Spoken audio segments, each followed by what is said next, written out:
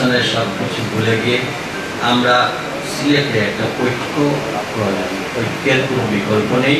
আমরা সকল ব্যবসায়ীরা ঐক্যবদ্ধভাবে যার যার সেক্টরে এই শহরটাকে, এই জেলাটাকে, এই বিভাগটাকে যদি আমরা ব্যবসায়ী বান্ধব করে তুলতে পারি এবং ব্যবসায়ী পরিবেশ সৃষ্টি করি, তাহলে আমাদের এখানে ইনভেস্টাররা আসবে, দেশ উপকৃত হবে, কর্মসংস্থানের সুযোগ হবে এবং আমরা সামনে এগিয়ে যাব। আমি আপনাদের সকলের সুস্বাস্থ্য কামনা করি এবং আগামী দিনের খুব সুন্দর একটা দিনের অপেক্ষায় থাকি। এবং আমি আগামী 28 তারিখ আমাদের বিএনপির standing committee member Abir Hossain সাহেব আসবেন। ব্যাংক সম্পর্কে আমার একটা প্রস্তাব রেখে আমি শেষ করব, কারণ এটা অত্যন্ত গুরুত্বপূর্ণ। এখানে ব্যবসায়ী সেক্টর থেকে অনেক ইম্পর্টেন্ট কথাগুলো বলা হবে। আমি আশা করি যারা বিএনপি সভাপতি, সেক্রেটারি এবং মহানগরের প্রেসিডেন্ট সেক্রেটারি এখানে আছেন, আপনারা দেখেও প্রয়োজনে আমরাও সহযোগিতা করব। আপনি চেম্বার বলেন, অ্যাসোসিয়েশন বলেন, বিজনেস কমিউনিটি বলেন, আপনার ওজন সরকারের কাছে, সরকার তো কোনো দলের সরকার না, সরকার একটা পার্মানেন্ট এন্টিটি। দলের পরিচয় সময় সময় পরিবর্তন হবে।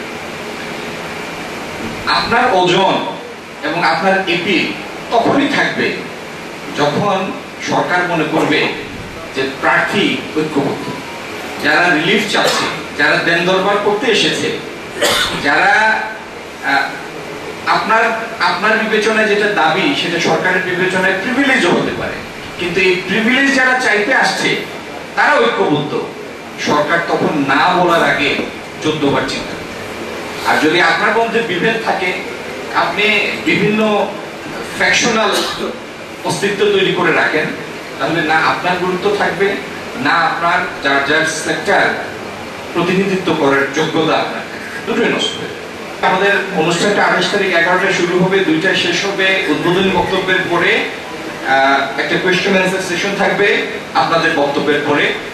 আর আমরা আপনাদের সহযোগিতায় যতগুলি অ্যাসোসিয়েশন সিলেটে আছে তার একটা তালিকা করে নিব, আর আপনাদের মাধ্যমে তাদের কাছে আমরা বক্তব্যটা পৌঁছালাম। আশা করি আপনারা পৌঁছে দেবেন যে যার যার সেক্টরের চ্যালেঞ্জগুলি তারা লিপিবদ্ধ করবে, যাতে ওই দিন সময় নষ্ট না করে আমরা দ্রুত প্রিসাইজলি আমাদের কথা শেষ করতে পারি।